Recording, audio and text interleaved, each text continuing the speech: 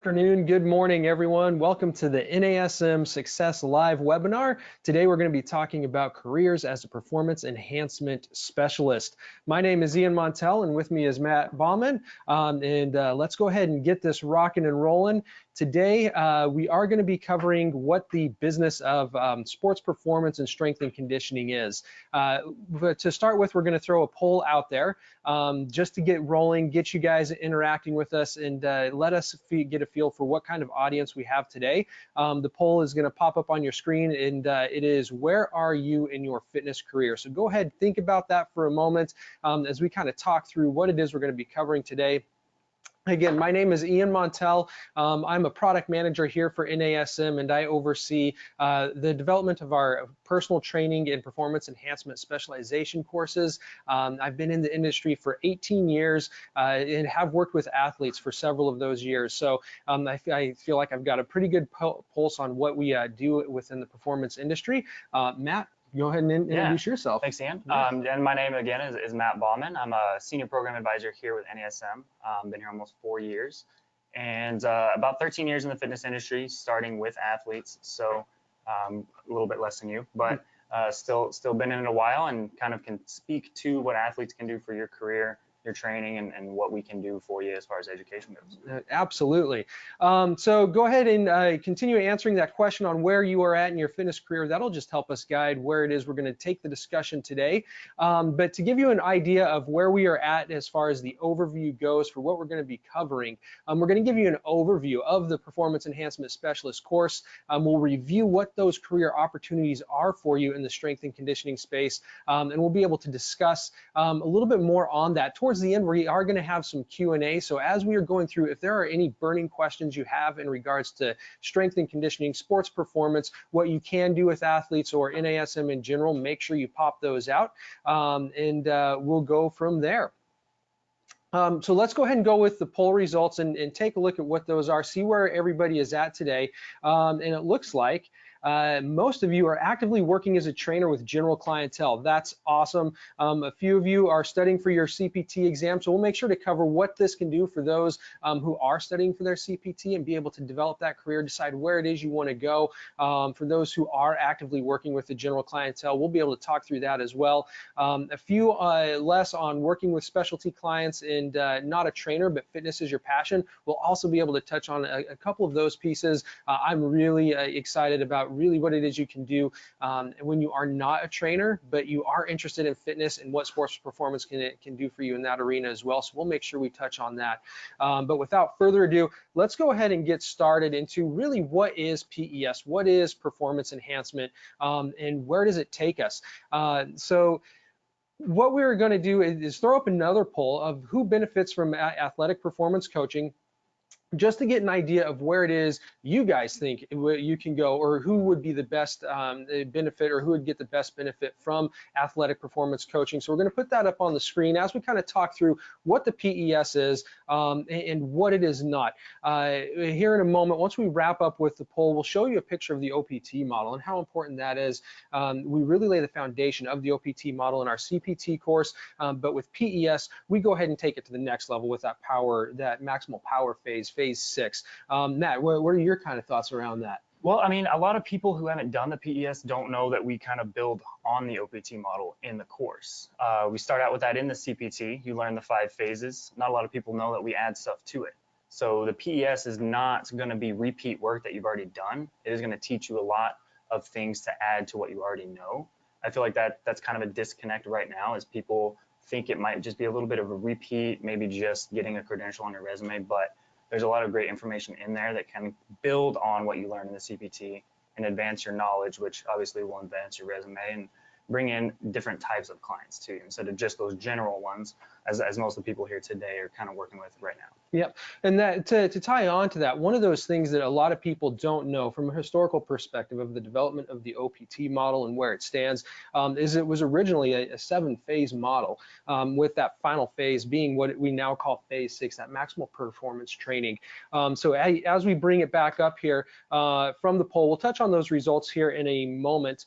That wanted to kind of show you a screenshot here of the, oh, there's there's the results. So yes, you guys are right. We'll touch on this a little bit more, but the PES, oftentimes many people think that it's just for competitive athletes, and a few of you also think that it's for the general population training clients. One thing that we always tend to overlook is that youth training clientele. We'll talk about that here in a moment, but really this is for everybody, professionals, youth athletes, general populations. Anybody can benefit from it through the OPT model, and here it is. Many of you are probably familiar with it, some of you may not be, but what you can see here is we've got the first 5 phases that we lay the foundation with in the CPT course, but then we've got that 6th and final phase, maximal power, where you can really start to see some of those benefits. What we talk about within the performance enhancement course itself, we're talking about sports performance training. Obviously, that's the name of the course. We're going to dive deep in with the sports performance training, but we also start talking at a deeper level about metabolic energy systems and the metabolic energy system training. So taking you deeper into the cardio models and really how you get the best benefit for your clients wherever they may be at. We talk about injury reduction for the athlete. One of the exciting things in our latest update was talking about concussions and concussion protocols, how you can train to prevent those. We also touch a little bit on something else that's kind of big in the industry as well now, rhabdomyolysis, what that means, what you need to be aware of in regards to training athletes with that. But really cool stuff as we continue to push the envelope on what you need to know to prevent injuries for athletes of all levels. We talk about that advanced reactive training, those plyometrics everybody finds really exciting. We give you a little bit of an introductory to performance nutrition and ergogenic aids, also very important when you're working with athletes. You get a lot of questions about those.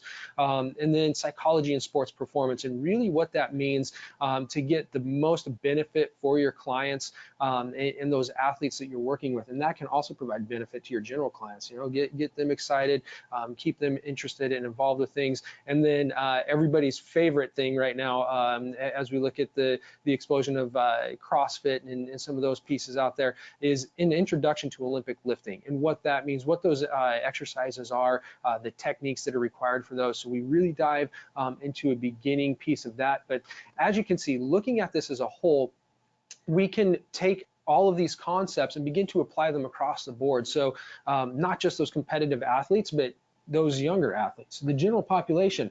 As we start to work with that, have you used performance enhancement with any of your general pop clients? All the time. Yeah, that's one of the big advantages. I think a lot of people assume, well, I'll do the PS if I want to train athletes. But the big thing with that is not just a strength and conditioning course, as you just went over all the content.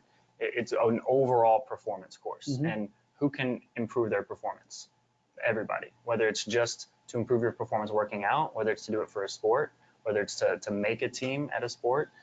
There's really not a client it wouldn't help. You know, it's going to help improve overall performance. And as far as like Ian's saying with youth specifically, I talk to a lot of people, and even in my career have done a lot of youth clinics and different things where you're taking one client and one client turns into 10, and then you're working with a whole team, and then you're working with a whole high school, and then you're working with a whole college. So as far as athletes being clients, they're some of the best ones to have because they need to work out for what they're doing. But as it pertains to just a general client, it can introduce a little bit of fun. It can introduce a little bit of nostalgia with training how they used to when they were an athlete. Yeah. So it can really just kind of break up the monotony of training a general client, you know, introducing some type of strength and conditioning or performance enhancement type of workout. Right.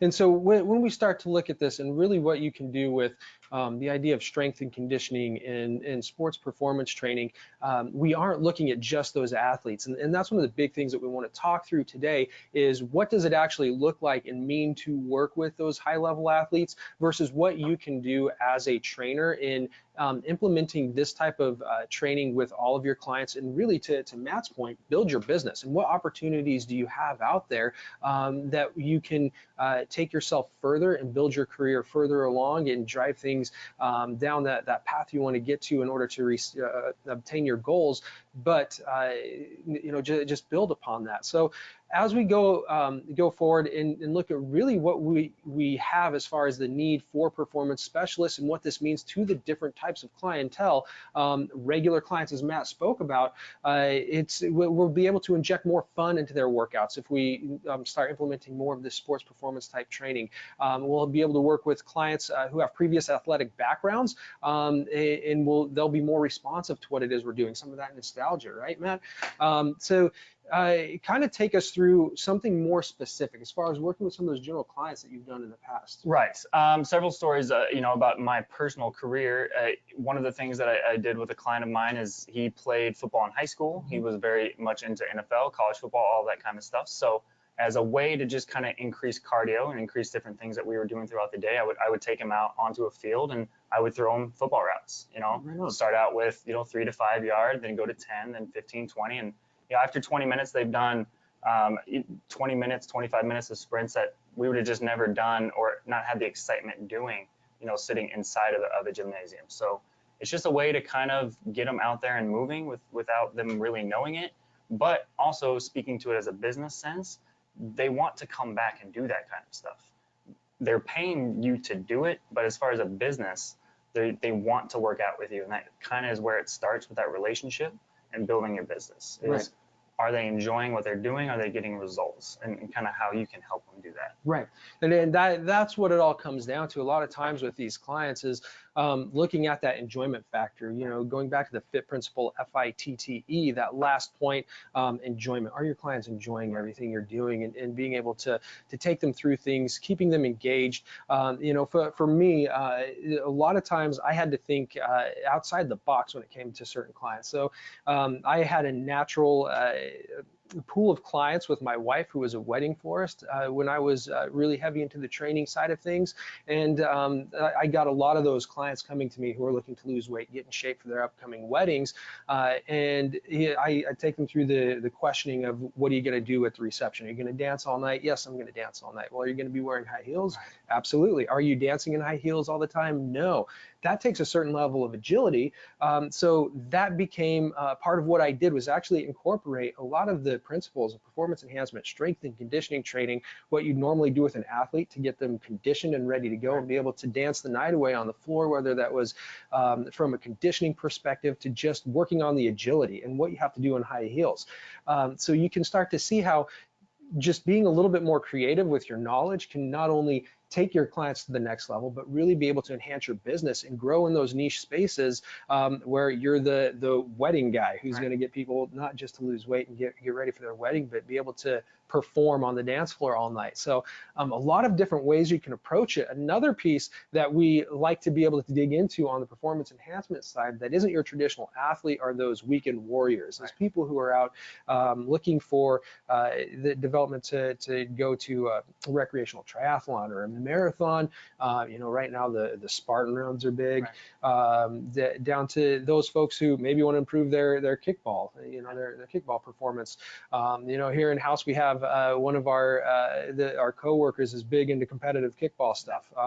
Training for performance enhancement will help him get better at what it is he's looking to do just from a kickball perspective. Well, people underestimate how competitive those rec leagues are, even for adults or like people like you and me who played sports in high school, college, but then now we do rec league and we forget how competitive those guys are. And I had a ton of clients who would come to me just to make one basketball game a week that much easier, or to have that much more of a competitive edge over a friend of theirs. So that's not a high level athlete, but it's still a client and it's someone that you can help with the information in the PES. Right. So injecting a little bit of fun, but also some competitiveness, especially with a former athlete, can really help increase the session over time, especially 10, 12, 15 hours of training. Just injecting a little bit of competitiveness as well can bring that back out. Oh, absolutely. And when you look at the weekend warriors and start to look at that across the lifespan, I did work with a couple of master athlete swimmers. So those are folks who are seniors over the age of 65 and competitively participate in different sports. So I work specifically with swimmers, and these guys were putting up amazing times, and it felt like it wasn't the same, but it felt like working with Olympic level swimmers. They were really dedicated to the craft and getting getting in best shape so that they can put up some what they wanted to do, record-breaking times, personal bests, win at the meet. So we can look at how it is we approach things from a business standpoint and really take that niche down even further, from just sports performance to maybe you're the guy who's working with those master athletes, or you're working with those weekend warriors, you're the triathlete conversion person, and just expanding that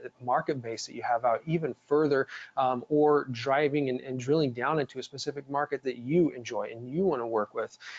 The other big piece we've kind of talked about a little bit is the high school and college athlete.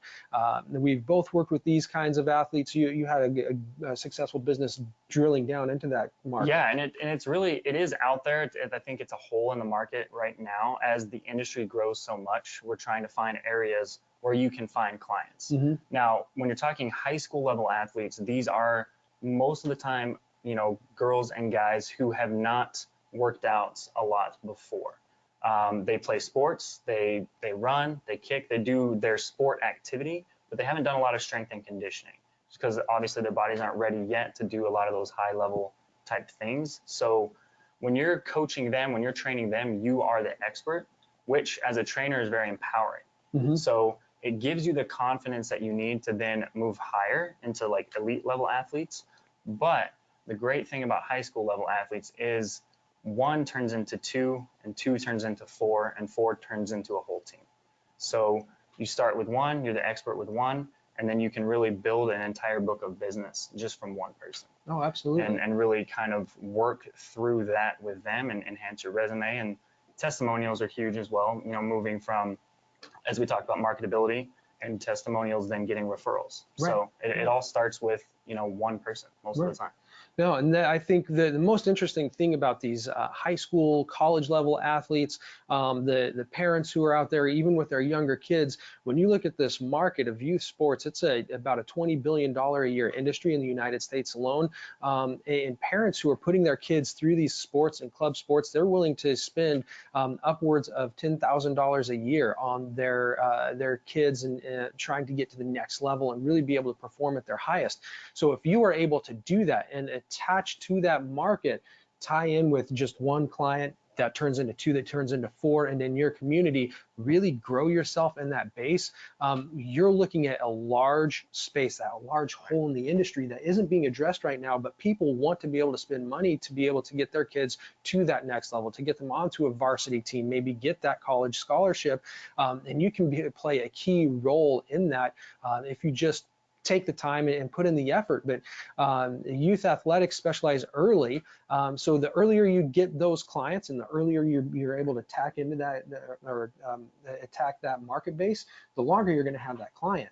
And if you get that youth client and you work with them long term and get them to buy into what it is you're doing, that youth client is ultimately going to turn into an adult client that you'll be able to carry on through the rest of your career. They're very loyal. Like I have friends to this day who coach youth athletics. They don't technically want to, but the parents convince them to, because they were such a good coach. Right. They're so loyal to that coach that they drag them back into it, just because that's what their kids are used to. That's what their kids are getting the most out of, and they want to be with that person. So you can be that person to a lot of people. Oh, absolutely. And you can really change the lives of some people out there as well, starting younger and then staying with them throughout their lifespan. So as we look at this and we look at strength and conditioning, or performance enhancement as a whole, people tend to look at strength and conditioning in those big opportunities and working with those professional teams, right? That's why I got into the industry. I'm a Colorado boy. I was gonna work with the Denver Broncos and be on their strength and conditioning staff. That was my ultimate goal. Obviously, the career took me a different pathway, but what we have to realize when we were looking at this whole market, this is a much bigger piece of the market than what we're looking at with the reality of what strength and conditioning is when we look at it as a profession. So again, this is just to put out there the reality of strength and conditioning and strength and conditioning coaching as a profession. It's definitely a place you can go, and I encourage you all to shoot for the stars and go after it. But just to let you know, from the perspective of how much bigger that sports performance market is than just this one piece. The perception is it's glamorous and it's highly paid, that strategies and tactics are only appropriate for professional competitive athletes. The reality is strength and conditioning, performance enhancement, that goes across the board to knock out that first one. The second one, things being glamorous and highly paid, it does get to be glamorous and it gets to be highly paid, but how many positions are we looking at? I mean, you could probably speak to it better than me, but I'd say is an actual amazing strength and conditioning coaching job, 250 in the country, maybe, like really great jobs where you're running a sports team or you're working for the Alabama football team or you're working for the Denver Broncos. I mean, there's very limited opportunities for that specific of a role. Right. So when we're looking at that, that's a very hard place to get into. So starting out, the easier pathway and the pathway to quicker success is going to definitely be through one of these other opportunities that you have when it comes to that. But one point on the glamorous piece, one of my mentors early on in my career said, if you are going to be a strength and conditioning coach, the one thing you have to be prepared for is to get fired. And it's typically because those strength and conditioning coaches are going to go the way of the head coach, and they're going to follow their head coach wherever that head coach goes. So if the head coach moves to a different team, a different university, wherever that may be, chances are likely you're going to be going with them. So when it comes to that glamorous and reality, there's a lot of things that you have to be willing to work through. The other thing, in order to work up, you're going to have to put in a lot of work in unpaid internships. One thing that we know within this industry is that you can have all the education, but what the hiring managers want, what those ADs, athletic directors want, is they want somebody who's got experience, and that experience comes through internships, a lot of which are unpaid. Entry-level pay is often pretty low. For me, again, just my own experience wanting to start out was going to go the pathway of getting into Major League Baseball and working up through that way.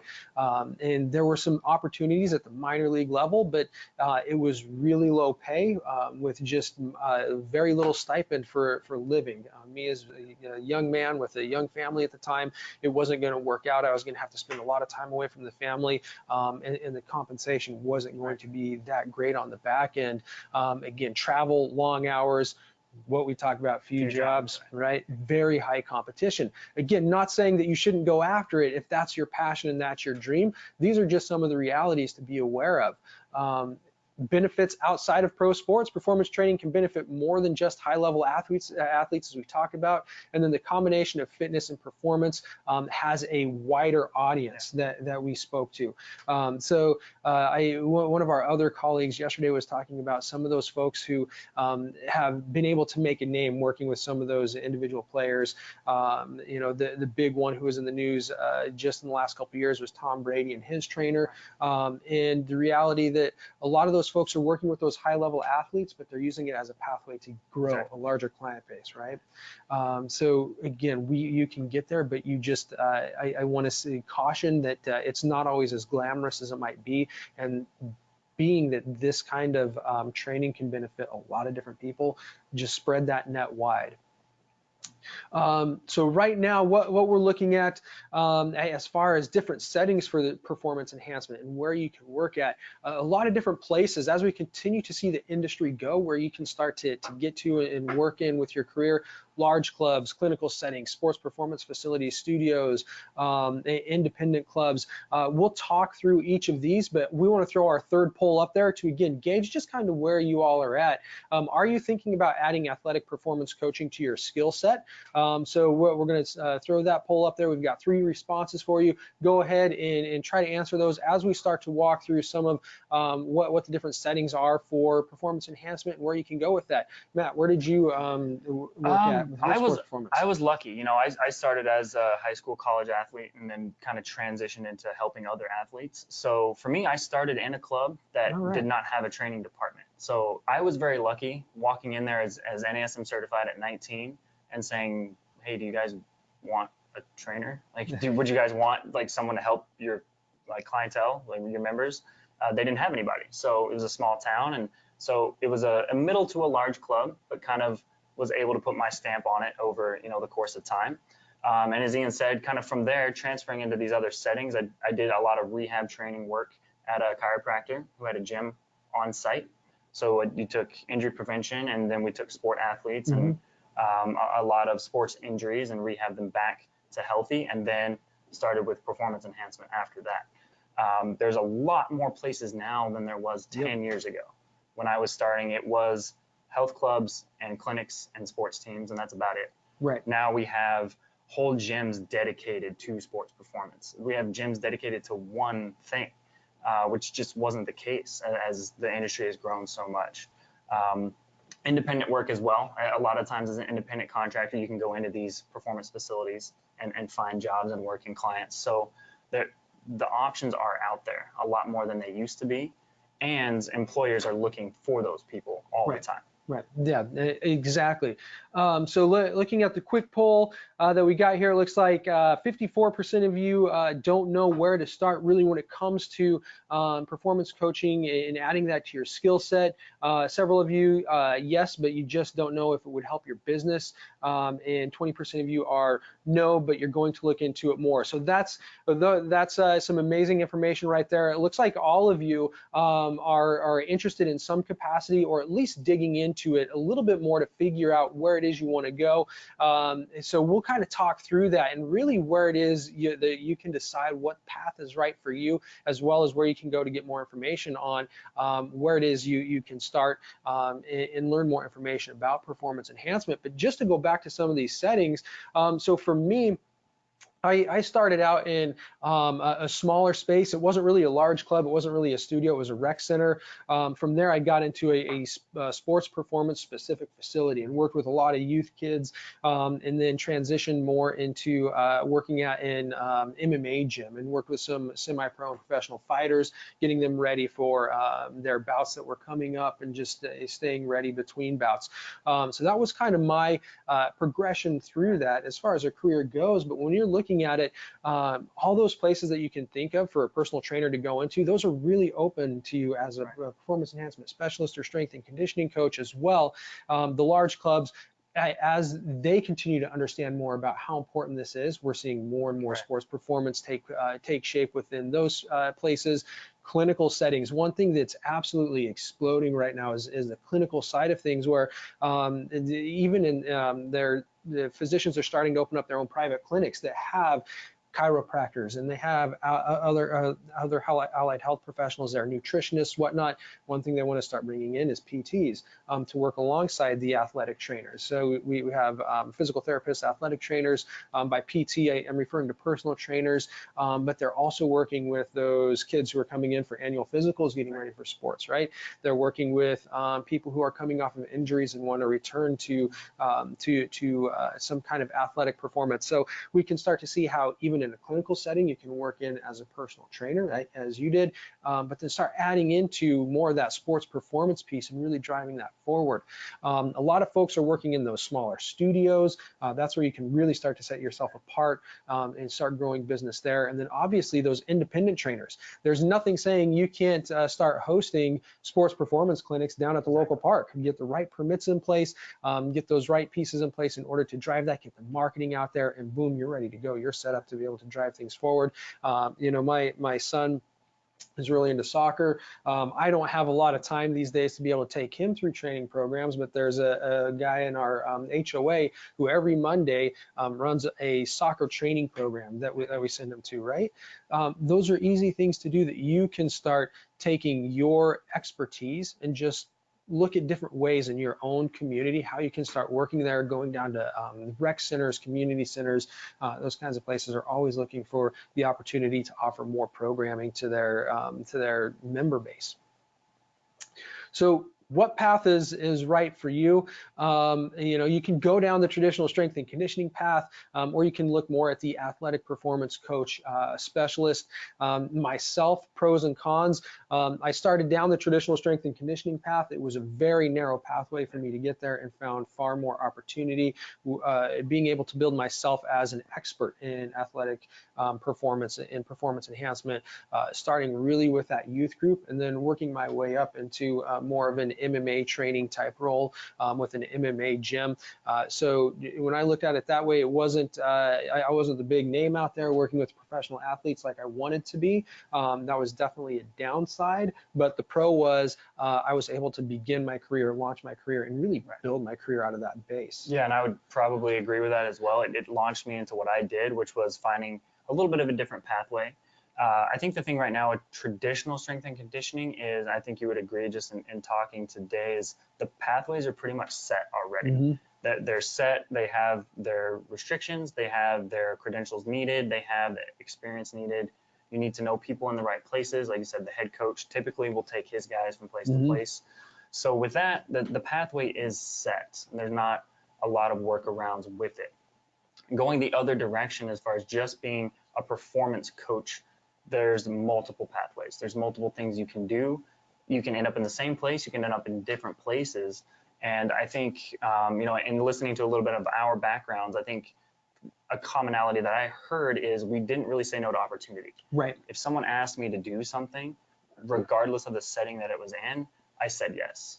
So don't be afraid to go a little bit of a non-traditional pathway, because you can end up in a really good spot afterwards. Oh, absolutely. And then from there, someone else asks you for a different opportunity, and just don't be afraid to take it. Right. I think that is the most poignant thing that you've said all day is the don't say no to any opportunity that arises. You don't know where that opportunity is going to come from. Keep that mind open. If somebody sees you working out or training somebody else and wants to know what are your goals, what are you working towards, how are you working with that client, definitely don't turn them down. Don't say no. Talk with them, figure it out.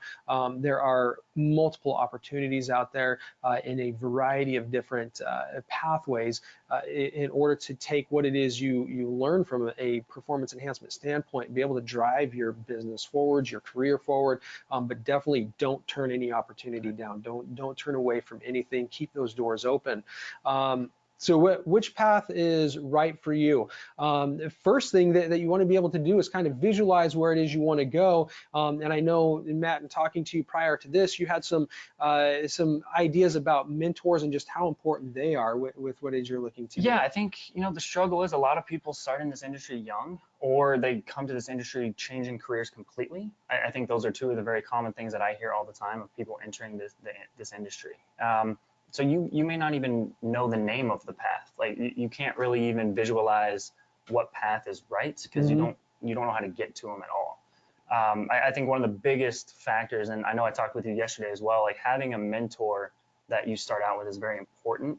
I was very lucky because I got to go and work for someone who had kind of done all the pathways already and could kind of be a guide. You know, one of my best friends and who ended up being a mentor to me for 10 years, I got to work with every single day for 10 years, had been a strength coach for Texas Tech. He worked for Bobby Knight and the basketball team there. He worked for Benny Wiley, the strength coach from the NBC Strong show that was on a few years ago. Yeah. He worked for the LA Angels, and now he's the director of sports medicine at a huge university in Florida, and I work for the National Academy of Sports Medicine. So you can see how I kind of followed the things that he did, a little less glamorous, but we ended up kind of in a very similar place. I think that's very important as you go through the industry. If you can find someone, just be a guide and be a guide in a good way. You know, helps you make good decisions, helps you build your business, give you advice, just different things that can help support you. I think that's going to be a big thing in trying to visualize what might be right for you. Right. And in mentorship and finding that right mentor cannot be understated. You may have an idea of where it is you want to go and a vision as you start to visualize this of where you want to be and where you want to go ultimately, which is good.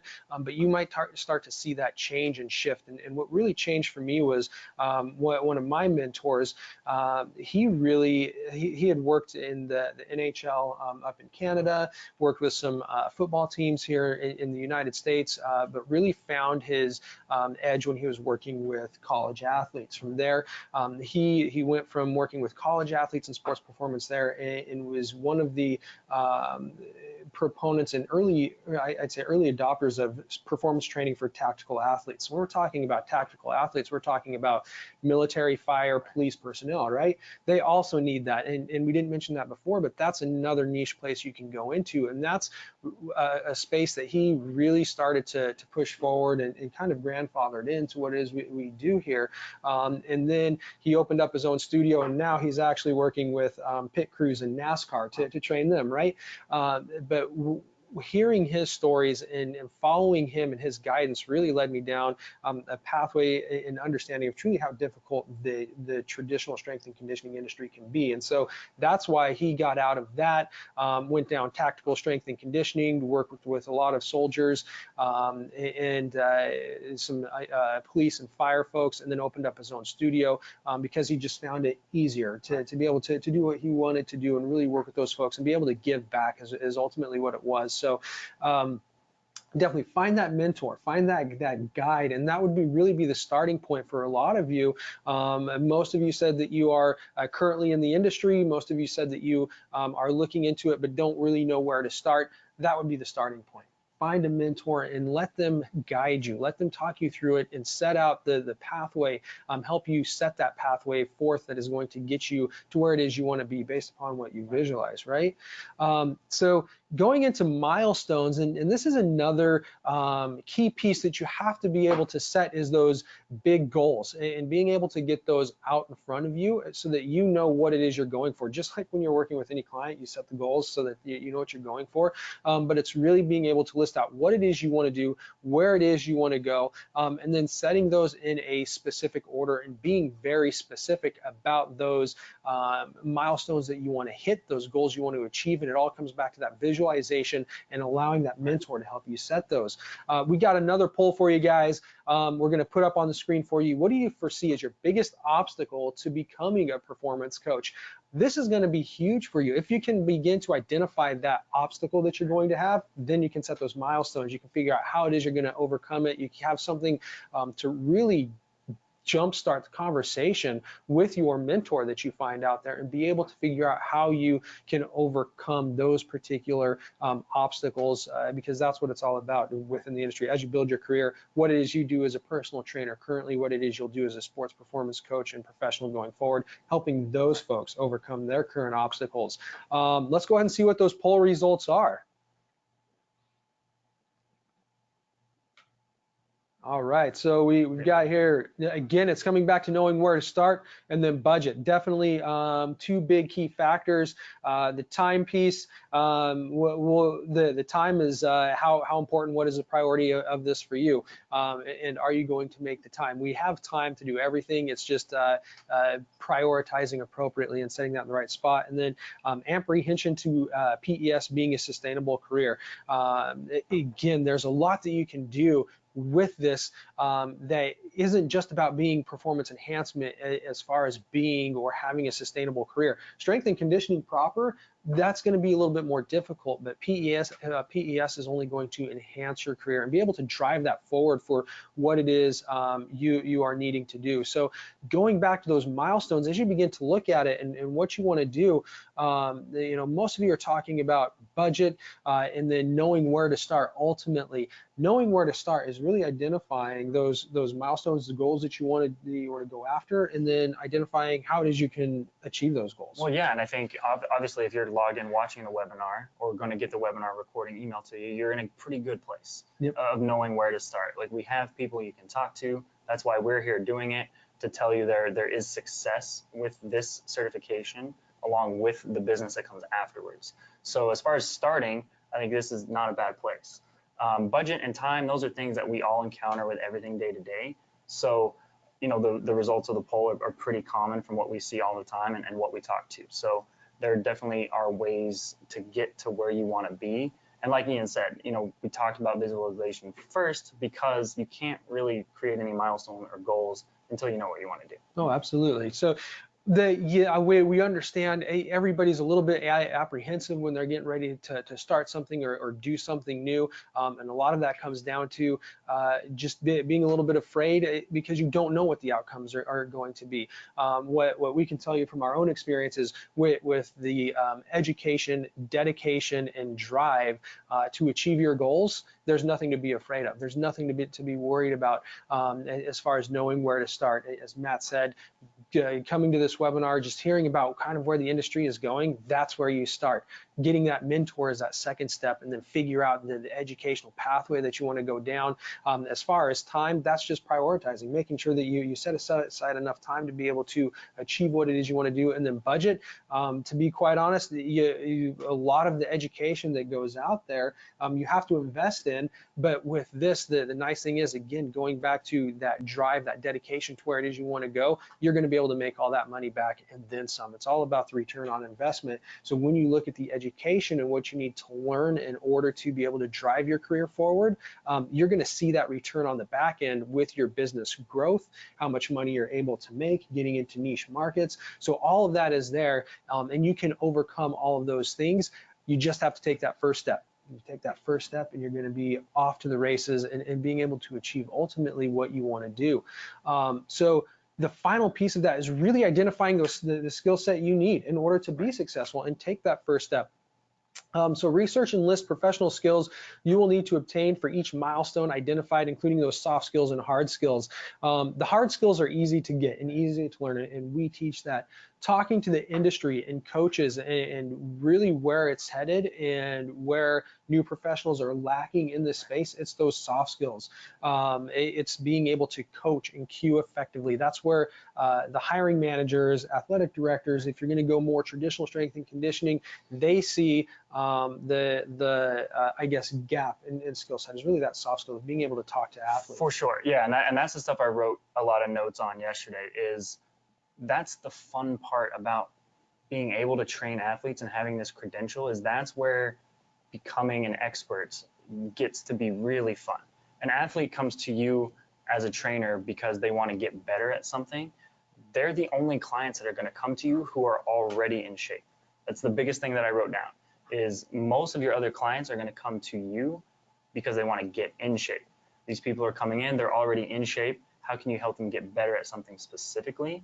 And as we talked about yesterday, they're some of the only clients who will ask why you're having them do a certain thing. Yep. Why are you having me do that exercise? How is that going to make me better? So it is a little intimidating if you've never done it before, because you have someone coming to you that's very knowledgeable and an expert at what they do as well.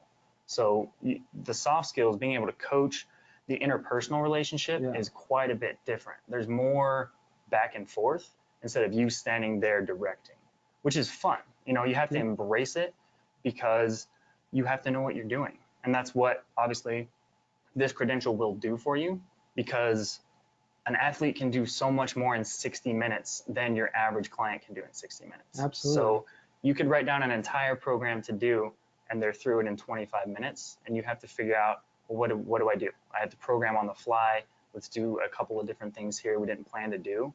And ultimately, that's just going to make you a better trainer at the end of it all. Absolutely. And it is a lot of fun. When you start really getting into it, then we're working with these individuals who already have a strong knowledge base, and they don't just want to know what and how, they want to know the why. That's when you get to start talking shop. And that's when things get really fun and really exciting as you begin to drive things forward and really push yourself in what it is you are able to do with your clientele and be able to grow your business across the board.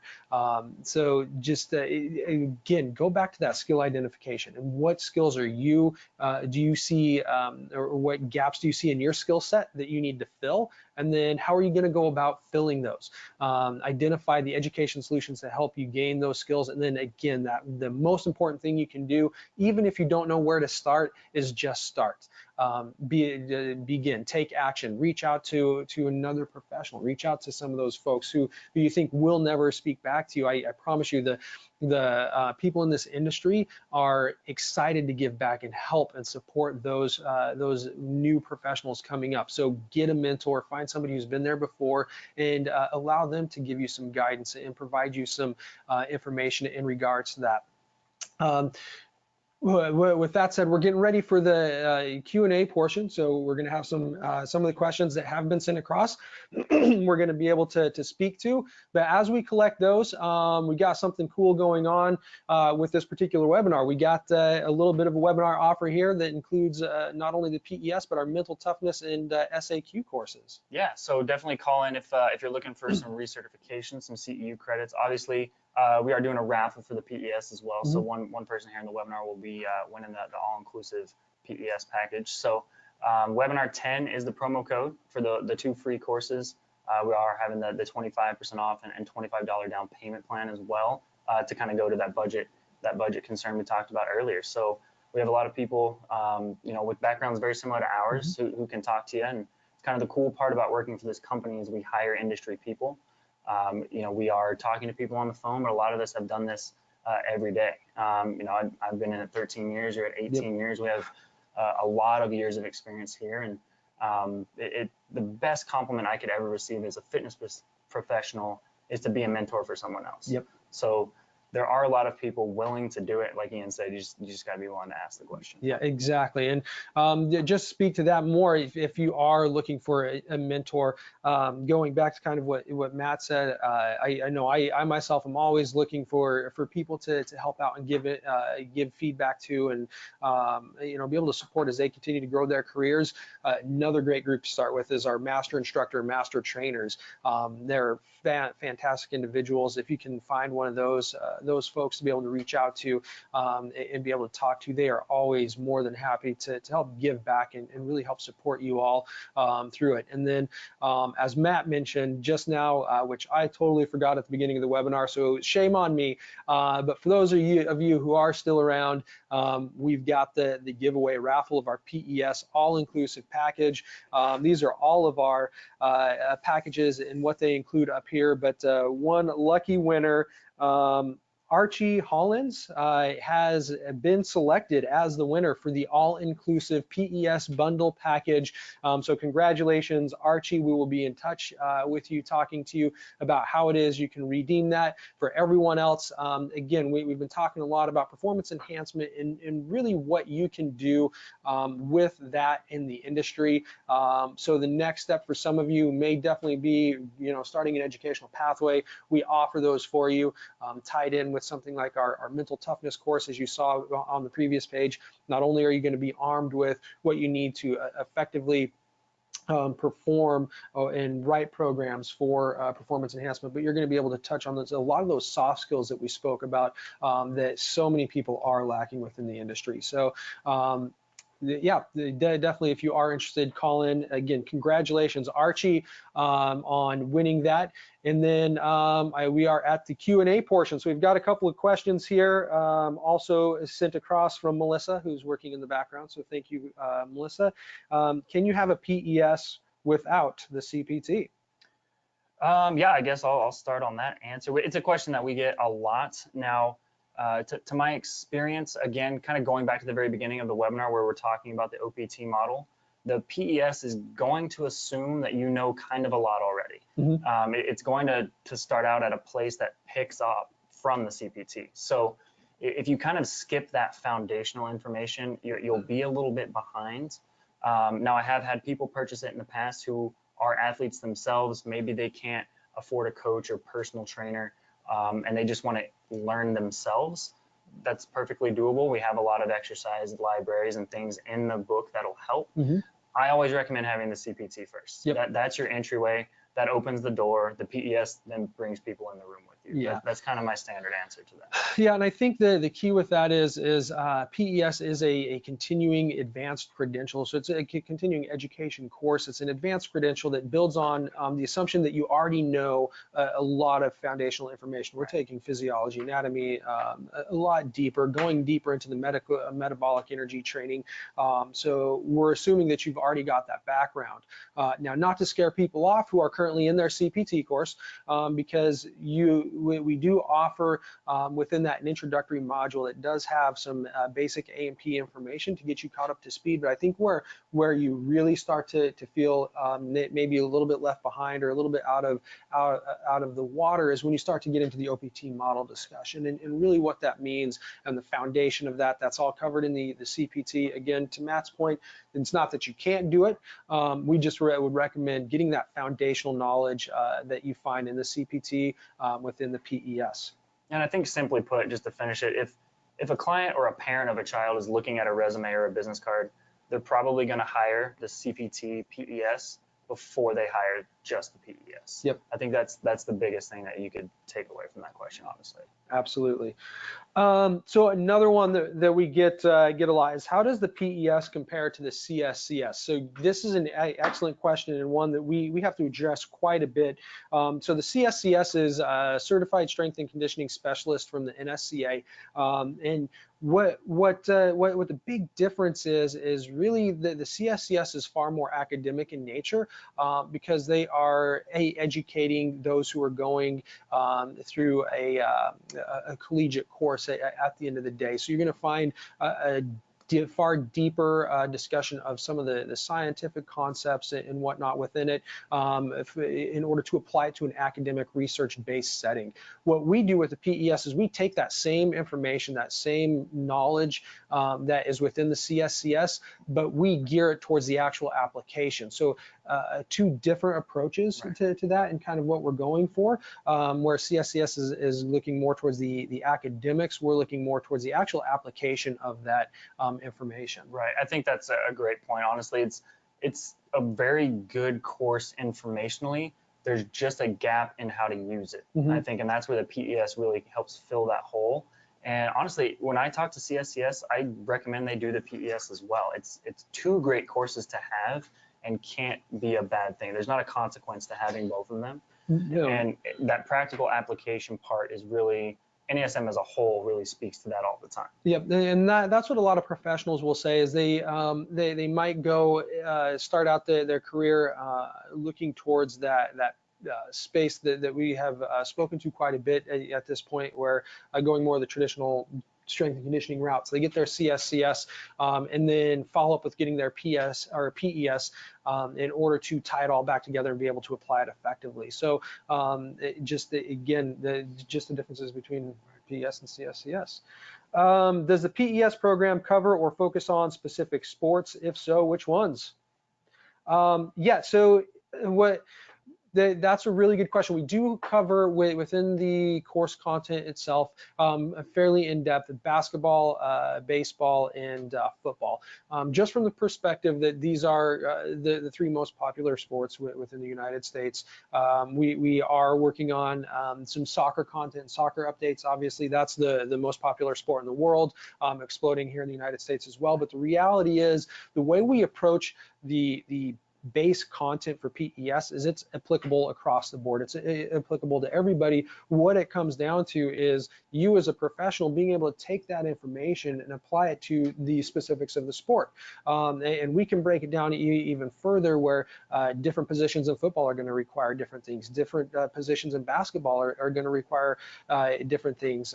You know, point guards in basketball, they're only playing on about half of the court from 3-point or top of the key to the top of the key, where you have a center. He's running the full length of the floor. He's got to run baseline to baseline for the entirety of the game. Those require completely different energy systems. So when you start to look at it and break it down, it's more about really focusing on how it is you're approaching that individual, what their needs are, what their movements are in the sport itself in order to get those taken care of. Yeah, so, and that's really what it teaches you to do, looking at a general client versus an athletic client, is that detail. You know, why in basketball is your first step so important? That's how you create separation from the defender. That's applicable to any sport. That's applicable to a wide receiver. It's applicable to lacrosse. It's soccer. It's everything. So when you get that detailed, it can apply to really any type of athletic movement that you're wanting to do. you can say you're an expert at basketball or football. That doesn't mean you can't help someone that plays volleyball or soccer. Oh, absolutely. So in short, yes, we do cover specific sports within the PES, but the big thing is we teach you the foundations to be able to go into any sport and really be able to apply what it is you're learning to any athlete. Next question, can you use a payment plan with the PES? I'll let Matt take that one. Yes, you can. Simple answer. Yes. Yes. So if you have more questions, definitely call in on that, but easy one. Last one, is it possible to be a PES and train your clients online instead of in person? With athletic movement specifically, I don't know the market out there for an online sport-specific strength and conditioning coach. I mean, even elite, if we're talking professional athletes, they will fly their coach anywhere with them. Youth level, I don't think that's going to really be a huge market. Obviously, personal training online is massive. So if you're adding this to your resume to kind of enhance your online profile, I think that's a huge, market positive. I don't know how much of a market there is personally with online sport-specific coaching.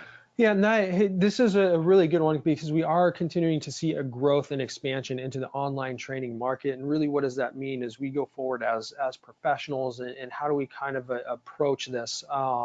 It's fluid at the moment, to be completely honest and transparent about what it is we do as professionals going forward in this space and working with people online.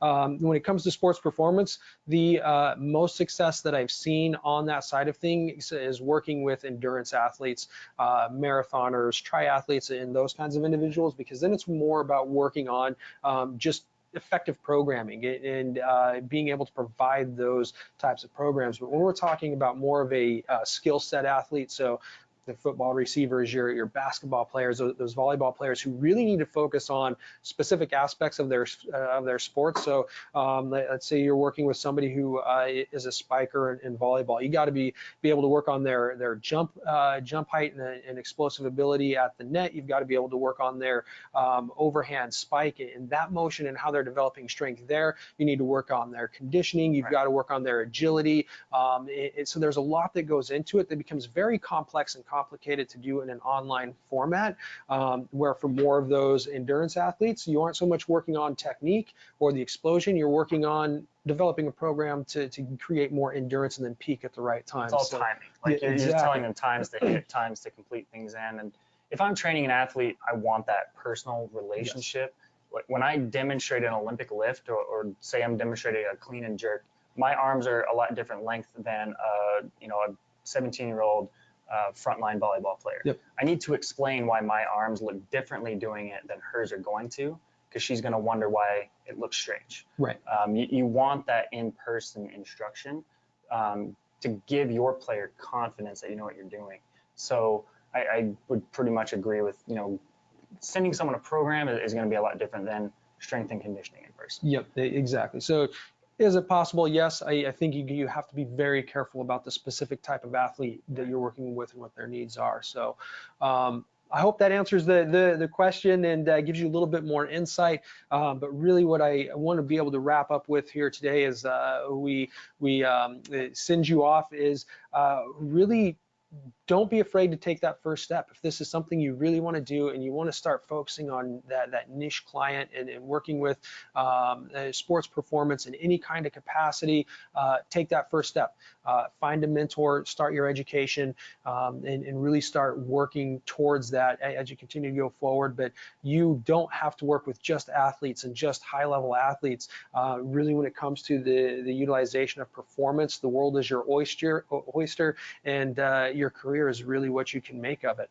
Yeah, I always tell people, speak to what you know. If you don't know something and you're training someone, don't be afraid to tell them that you don't know. We've got the education for you to fill in the gaps in your knowledge, but speak to power. You're the expert once you have this. Even before you have it, a lot of you said you're working in the industry already. You are the expert. Don't be afraid in that hour of time to show you're the expert. And if you want some more education on it and want to expand your business, we can help you do that. And just speak to what you know. Like if you are an expert at basketball, tell them that, and tell them a lot of those movements you can do will help with other sports as well. So just say yes to any opportunity that comes across. All right. Thanks for joining us today, everybody, and definitely reach out to us. I'm Ian Montel. Matt Bauman, give us a call. All right. We look forward to talking to you guys soon.